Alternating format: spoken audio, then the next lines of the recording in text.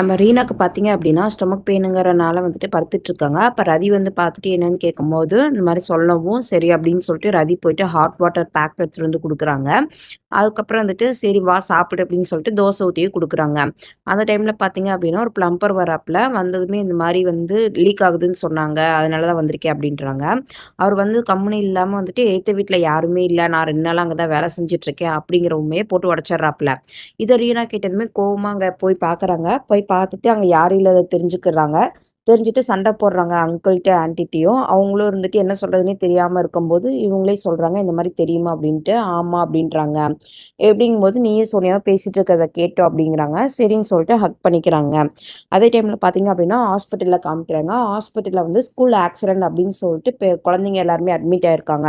எல்லா டாக்டர்ஸுமே போய் ட்ரீட்மெண்ட் பார்க்குறாங்க. நவீனும் போகும்போது, ரதி வந்துட்டு, "நீ பார்க்க வேண்டாம்" அப்படின்னு சொல்லி நவீன ஸ்டாப் பண்ணிடுறாங்க.